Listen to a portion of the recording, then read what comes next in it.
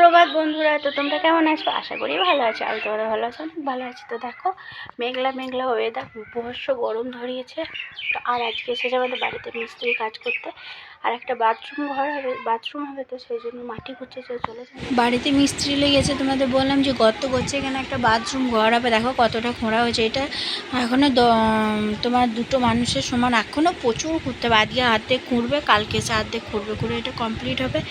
পরশু দিন কার মিস্ত্রি মানে সব করবে আর কি। আর এদিকে আমি সবজি কাটতে বসে পড়েছি। আর আমি প্রিয়াঙ্কার সাথে গল্প করছিলাম, ও জ্বালাচ্ছিল, দুষ্টুমি করছিল। আর ও ঘর মুছছিল, ঘর দোর ঝাঁট দিয়ে পরিষ্কার করছিল, মোচা টোচা লাগাচ্ছিল। আর আমি এদিকে সবজি কাটতে বসেছি, কারণ শাক টাকগুলো আমিই কাটি, কারণ তা না হলে কারো শাক কাটা আমার পছন্দ হয় না। আমি একটু শাকটাকে ব্যাপারে না একটু খুঁতখুঁতে, সেই জন্য তো বসে বসে শাক কাটছিলাম। তারপরে যাবো স্নান করতে। আর বাবুকে নিয়ে গেছে ওর বাবা চুল কাটাতে, কারণ চুলগুলো এত বড় হয়েছে আর এত ঘামে না যে কি বলবো, মাথা পুরো সবসময় ভিজে থাকে। তো সেই জন্য চুলগুলো ওর বাবা, আজ সানডে বলে ওর বাবা নিয়ে গেল, কালকে থেকে আবার স্কুল চালু হবে, তো চুলগুলো কাটাতে নিয়ে গেল। আর মা গিয়েছে ছোটোটাকে নিয়ে একটু ঘুরতে, যে বললো তোরা কাজ সেরে না, আমি একটু ওকে নিয়ে বার থেকে ঘুরে আসছি, এসে তারপরে ইয়ে করব, আমি এসে স্নান করবো। আর আমি মা আবার গেল ওকে নিয়ে। আর এদিকে মিস্ত্রি কাকা কাজ করছে ওই দিকটায়, আর আমি এদিকে বসে বসে সবজি কাটছি। আর প্রিয়াঙ্কা তো আমার সাথে দুষ্টুমি করছে, বদমাইশি করছে। আর আজকে মা এনেছিল পালং শাক, তো মাকে বলা হলো আমার একটু পালং শাকের লাবুরি করো। আর ছিল তোমার পই দিয়ে গিয়েছিলো আমার দাদু, তা পই সব রকম সবজি দিয়ে একটু ছ্যাঁচড়া টাইপের হবে, চচ্চড়ি টাইপের আর কি। আর হবে আমার জন্য পেঁপে গাজর এসব সিদ্ধ হবে, ছেলেগুলোও খাবে। আর আলু সিদ্ধ, আর হবে ডিমের কারি। এটাই হলো আজকের মেনু। এবার তো তোমার কিছু তারপরে আর এত গরম, সকাল থেকে মেঘ করছে, বৃষ্টি নেই, আর বীভৎস গরম। আর আমার সাথে প্রিয়াঙ্কার সাথে বক বক করছে, আর আমি হাসছি। ও এত দুষ্টুমি করছিল যে কেউ কী বলবো, আমাদের যেন তো কেউ বলে না যে আমরা দুই যা, কেউ বুঝতেই পারে না, সবাই ভাবে আমরা দুই বোন, জানো তো। সবাই যেখানেই যাই বলে তোমরা বোন, আমরা বলি হ্যাঁ আমরা দুই বোন, আমরা যা সেটা বলি না, কারণ আমরা দুই বোনের মতনই মিশি, মারামারি ঝটাপটি এসব করি, মানে একে অপরের সাথে এমনি করেই চলি আর কি। মানে কোনো দিন না হয়েছে ঝগড়াঝাটি, না হয়েছে কুইয়ে। আমার যদি রাগ হয় ও এসে, মানে আমি আবার খানিক রাগি জানো তো, একটু অভিমানী, আমি রেগে যাই, রেগে গেলে ও এসে আবার দিভাই করে। আমি ও রাগ করলে আবার আমি চাই যে ওকে খানিক জ্বালাই, এসব করি আর কি। এমনি করেই আমাদের দিনগুলো কেটে যায়। আর ও তো এখানে থাকে না, ও থাকে সুরাটে, আর আমি থাকি লাভপুরে। তো আমার থেকে সবাই দূরে থাকে, আমার মা বাবাও থাকে ব্যাঙ্গালোরে, আর প্রিয়াঙ্কা ভাই ওরাও থাকে সুরাটে। আমি এখানে একা পড়ে থাকি, কিন্তু কিছু করার নেই। বাড়িতেও তো কাউকে থাকতে হবে না, তো বাড়িটাও তোমার ফাঁকা পড়ে থাকবে, তো সেই জন্য আর কি আমি এখানেই থাকি। আর দেখো সব চান টান করে টিফিন ফিফিন করে চলে এসেছি। প্রিয়াঙ্কাতে আর আমাদের বসে বসে মালাট লাগাচ্ছি বাবুর বয়ে, আর বক বক করছি। আর মা এদিকে রান্না করছে। রান্নার দায়িত্বটা প্রায় মানে সবসময় মাই করে, কোনো কাজ বিষয়ে আমি রান্না করি। আর এই মহারানী চট করে রান্না করতে যাবেন না, বলে যে তুমি রান্না করে। দেখো এতগুলো বইয়ের মালার লাগানো কমপ্লিট হয়েছে, আর ঘরে বাবু আবার পড়ছে। মহারাজকে ঘরে আমি হোমওয়ার্ক করতে বসিয়ে দিয়ে এসেছি, আর আমি এদিকে প্রিয়াঙ্কা দামাতে মালা লাগাচ্ছি। আর দেখো সন্ধ্যাবেলায় বসে বসে মহারানী ভিক্টোরিয়া আমার মাথায় তেল দিচ্ছেন, আর আমার সাথে বদমাইশি করছে। দেখো না, মুখটা দেখাবে না, বলছে আমার মুখ দেখাতে হবে না, লজ্জা পাচ্ছে। আলাম না, তোকে এইগুলো মানে স্মৃতি হয়ে থেকে যাবে তোমার এইখানে, যে আমরা দুজন কেমন ছিলাম, কেমন আছি, এই আর কি। আর আমি ওকে বলছিলাম তোর সাথে যদি আমার কোনোদিন ঝগড়া হয়, তো এটা স্মৃতি হয়ে থেকে যাবে যে আমরা আগে কেমন ছিলাম, তখন আবার ঝগড়া হবে না, তখন আমার ভাব হয়েছে, সেই জন্য আমাকে মারছে, বুঝতে পারছো তো। আমি ওর থেকে বড়, আরও আমাকে মারছে, কেমন বুঝে নাও তোমরা। তো আমাদের এরকমই চলে আর কি। ও বলছে মাথাটা খানিক টিপে দেয়, আরাম লাগছে বিভৎস, তো মাথাটা টিপে দিচ্ছে, মানে এই আর কি। এমনি করেই আমাদের দিন চলে যায়। ও চলে আসে, দিভাই মাথায় তেল দিয়ে দাও, চুল আঁচড়ে দাও, দিভাই এই করে দাও, ওই করো। আর আমি বলে আমি পারবো না, তুই করগা। আর ওকে যদি বলি ও সঙ্গে সঙ্গেই করে দেয়, এইরকমই আর কি। আর আর আমরা এমনি করে গল্প করছিলাম। আর মাকে না দুই ছেলেকে ধরিয়ে দিয়েছিলাম, দুজনকে নিয়ে তুমি থাকো, আমরা দুজন ঘরে আছি। এত জ্বালায় মাকে সবাই, কি বলবো। চা খাওয়া হয়েছে? আমার তো এখনো চা খাওয়া হয়নি, মানে কিচ্ছু হয়নি, কারণ আমি বাবুকে পড়াইতে বসিয়েছি আজকে বিকাল 5:30টার সময় ওকে পড়তে বসিয়েছি। এতক্ষণে কমপ্লিট হলো সব পড়া ওর। আর আমাদের বাড়িতে 2জন গেস্ট এসেছিলো, তো তাদের সাথে গল্প করছিলাম, চাটা করে দিলাম, এসব করলাম। তো আর আমার বরমশাই গিয়েছে বোলপুর কিছু কাজের জন্য। ও তো ফোন নিয়ে, বাবু এখন খানিক গেম খেলছে, আর ছোটোটা জ্বালাচ্ছে, দুষ্টুমি করছে, ওর মা ওকে সামলাচ্ছে। আমি এখন এই ঘরেই এসে বসলাম, কারণ বইগুলো সব ব্যাগে ভরলাম, কাল স্কুল আছে কালকে, তো সেই জন্য আর কি।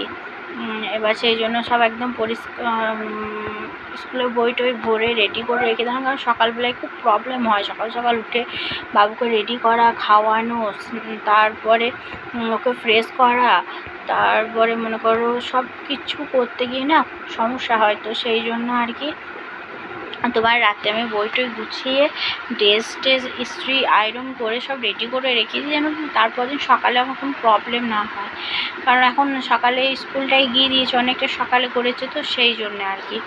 আর বৃষ্টিও হচ্ছিলো, কাল পর্যন্ত বৃষ্টি হয়েছে, আজকে আর বৃষ্টি হয়নি, কিন্তু তোমার গরম করছে, খুব গরম করছে, ঘেমে টেমে একদম অবস্থা। আর আজকে তো বাড়িতে তোমার মিস্ত্রি লেগেছিলো, তো কাজের শেষ নেই, তো এখন বাড়িতে কাজ হবে কিছু এই কদিন। আর এই যে ঘরটা করা হয়েছে ওই ঘরটাও এখনো ইনকমপ্লিট আছে, ওটাকেও কমপ্লিট করতে হবে, ওরও মিস্ত্রি লাগবে, মানে চারিদিকে এখন প্রচুর কাজ আর কি, টাইমের খুব অভাব। তার ফাঁকে দুটো ছোটো বাচ্চা আছে, তাদের পেছনে অর্ধেক কাজ করতে হয়, তাদের কাজটা পুরোটাই করতে হয়। মনে করো একটা তো খুবই ছোটো, 1.5 বছর বয়স তার, আর একটা তো 6 বছর, মানে 7 বছরের 6.5 বছর আর কি। তো এই নিয়ে এখন আমাদের চলছে। তো আর আমি এবার যাবো চা খেতে। আমার তো শরীরটা কিছুদিন ধরে ভালো যাচ্ছে না, ওষুধ চলছে আমারও। কালকে যাব আমি ডক্টর দেখাতে সকালে, বাবুকে স্কুল দিয়ে আসবো, দিয়ে তারপরে যাবো ডক্টর দেখাতে। তো আর কি এই আর কি। আর রাতে রান্না আছে, রাতে দেখি কী হয়, রুটি হবে, রুটির সাথে একটা তো সবজি বানাতে হবে, দেখা যাক কী সবজি বানানো যায়। তারপরে তোমাদের আর কি তোমার এইসব আর কি। এক সময় না মনটা খারাপ হয় জানো তো, মানে মনটা খারাপ হয় মানে কীরকম বলো তো, মনে হয় যেন মানে আমার লাইফটা কী বলো তো, আমি না মা বাবাকে ছেড়ে না এভাবে কোনো সময় থাকিনি, মানে বিয়ের পরেও বলো আমি আমার মা বাবাকে ছেড়ে থাকার, মানে বাবা হয়তো বাইরে কাজের সোর্সে বাইরে থাকতো, কিন্তু মা সব সময় আমার সাথেই থাকতো আর কি, বুঝলে তো। মাকে ছেড়ে কোনো সময় থাকিনি। বিয়ের পরেও কাছেই তো বিয়ে হয়েছে, বাবার বাড়ি শ্বশুরবাড়ি কাছেই, তো মায়ের সাথে সারাদিনের মধ্যে একবার দেখা হতোই হতো আর কি। আর তারপরে তোমার এই সব তখন এই অভ্যাসটা ছিল না, এই 2-3 বছর হতে চললো মা বাবা একদম বাড়ি চলে গিয়েছে, একদম কত দূরে, মানে ব্যাঙ্গালোরে থাকে মা বাবা, মাও কাজ করে বাবাও কাজ করে, দুজনেই কাজ করে। তো এবার বাড়ি আসে 1 বছর পর পর, মানে চেষ্টা করে পুজোর সময় আসা, আর গত বছরও পুজোর সময় এসেছিলো, এবছরও আসার কথা পুজোর সময়। অনেক দিন পর পর দেখা হয়, মা কাজের ব্যস্ত থাকে, মানে মায়ের ডিউটি থাকে তখন, সেই জন্য মা ফোন অত করতে পারে না, মায়ের সাথে সেরকম কথা। এবার কি আমি আমার না সেরকম টাইপের বন্ধু বলতে সেরকম কেউ ছিল না, বন্ধু বলতে আমার মাই ছিল। আমার মায়ের সাথে সব কিছু এভরিথিং, মানে সব কিছু কথা শেয়ার করতাম, আমার মাকে বলতাম। আজকে আমি কবে জল খেলাম মাকে সেটাও বলতাম, মানে আমি এতটা একটা আর কি মানুষ ছিলাম, তো এখনও আছি। এবার পরিস্থিতির সাথে না নিজেকে মানিয়ে নিতে হয়, যে এটা তো হয়েছে তাহলে আমাকে এরকম করে থাকতে হবে, এই আর কি। কিন্তু কষ্টটা কোথায় যাবে, বুকের ভিতরে যে একটা চাপা কষ্ট, সেটা কোথায় যাবে, সেটা তো ভিতরে থেকেই যাবে। এবার কি অনেক দিন পর পর মায়ের সাথে মায়ের সাথে কথা হয়, মানে দেখা তো 1 বছর পর পর হয় মা বাবার সাথে, সেই ফোনে ভিডিও কলে দেখা এই আর কি, ফোনে কথা এই আর কি করা যাবে, ওরকম করেই চলতে হবে, যেহেতু কিছু করার নেই। তো সেই জন্য এবার মনটা খুব খারাপ হয়, মাঝে সাঝে মনে হয় মায়ের কাছে যাই, মায়ের কাছেই থাকি। এবার যে হুটহাট করে আমি চলে যাব সেটাও হয় না, কারণ বাবুর স্কুল থাকে, তার পড়াশোনা থাকে, ওর স্কুলে ছুটি পড়েছিল গরমে, তখন যাবো ভেবেছিলাম, তাও কোনো উপায় ছিল না, কারণ হাফ ইয়ারলি এক্সাম ছিল বাবুর। এবার তাহলে আমি যদি চলে যাই তাহলে পড়াটা একটু হলেও তোমার ডিস্টার্ব হয়ে যাবে, পিছিয়ে যাবে, আমার জন্য ছেলেটার কষ্ট হবে, তো সেই জন্য যেতে পারি না। মানে চারিদিকে মানে বাধা, কী করে যাব? যেহেতু সংসার হয়ে গিয়েছে, আমি একটা সন্তানের মা হয়ে গেছি, এবার চারিদিকটা ভাবতে হবে, কিছু তো করার নেই যে না চলে যাব, কী করবো, সেরকম আর হয় না। আমার মন তো খারাপ হয়, খুব মন খারাপ। আমি জানো তো প্রায় দিন রাতে শুয়ে কান্দি মা বাবার জন্য, যে মা বাবা যদি আমার কাছেই থাকতো, মা তো অন্তত আমার কাছে থাকতো, তাহলে তো হতো। মনে হয় যেন অনেক দিন মা গন্ধটা পায় না, কতদিন পর পর মা আসে, মা বাবার কাছে হয়, এক সময় মায়ের হাতে রান্না, মায়ের সাথে সেই গল্প করা। আমরা জানো তো আগে যখন আমার বিয়ের আগে মা আমাকে অনেক রাত জেগে জানো তো গল্প করতাম, অনেক রাত জেগে গল্প করতে করতে খিদে পেয়ে গেছি, কী খাবো, চলো চা করে আনি, চা করে রাত্রিবেলায় মা তোমাদের বসে বসে চা খেতাম। মায়ের সাথে এই ঝগড়া, এই ভাব, এই খুনসুটি, এই নিয়েই আমাদের জীবন ছিল। আমরা 3টে মানুষ ছিলাম, খুব হ্যাপি ছিলাম জানো তো, যে মানে মা আর আমি মানে পুরো বন্ধু ছিলাম। মায়ের হাতে রান্না মিস করি, মাকে মিস করি। তুমি জানো তো, ইভেন আমি ভগবানকেও বলি, ভগবান তুমি কি জানো কে কখন যাবে, কি করবে না করবে। আমাকে যেন মা বাবা যাওয়ার আগে আমাকে যেন তুমি তুলে নিও, আমাকে যেন মা বাবা হারার যন্ত্রণাটা দিও না, ওটা আমি সহ্য করতে পারবো না। মানে এতটাই আমি মা বাবার ভক্ত।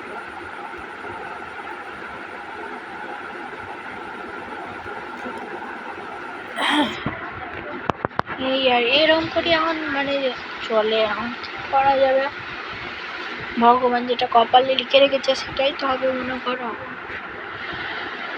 আমার কপালে ছিল, মানে একটা জিনিস কি বলতো, যে যেটা চায় না তার কপালে সেটাও, যেটা আমি সব সময় চাইতাম যে মা যেন আমার কাছে থাকে, মা বাবাকে যেন আমি কাছে পাই, মাকে ছাড়া আমি রাতে, মাকে না জড়িয়ে ধরলে রাতে আমার ঘুম হতো না, মায়ের সাথে না থাকলে ঘুম হতো না।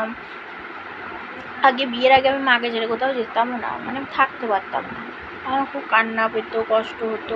আমার যদি কোনো বান্ধবীর সাথে স্কুলে ঝগড়া হতো না, বাড়ি এসে মাকে বলতাম মা যেন এই হয়েছে, মা ওই হয়েছে, সারাদিন মায়ের সাথে গল্প আড্ডা, আমি ঘর থেকে বেরোতাম না, মায়ের সাথেই যেটুকু, যেখানে যেতাম মায়ের সাথে যেতাম, যা করতাম মায়ের সাথে করতাম। এখন তো মনে করো মায়ের সাথে যাবো কি, মা থাকে সেই ব্যাঙ্গালোরে, আমি থাকি লাভপুরে বীরভূমে, আর মা থাকে ব্যাঙ্গালোরে। এবার মায়ের ডিউটি থাকে, কোনো সেরকমভাবে মায়ের সাথে কথাই হয় না, কত কথা থাকে বুকের মধ্যে জমা, ফোনের মধ্যে। ভাবি আজকে মা ফোন করলে এই কথা বলবো, ওই কথা বলবো, তারপরে দেখি আমি যতক্ষণ কথা বলবো ততক্ষণ মা একটু রেস্ট নিতে পারবে। বাবাও তাই, বাবাও ডিউটি করে, মাও ডিউটি করে, দিয়ে সেরকমভাবে কথাও হয় না, সব কথা শেয়ারও হয় না, প্রত্যেক দিন মন খারাপ করে, কিন্তু কী করবো, ওটাই আমার ভাগ্য আর কি, এমনি করেই চলতে হবে। তো চলো আজকেকার ভিডিওটা এইটুকু, কালকে আবার একটা নতুন ভিডিও নিয়ে আসবো। তো চলো রাধে রাধে, একটু ইমোশনাল হয়ে পড়েছিলাম, তো চলো রাধে রাধে।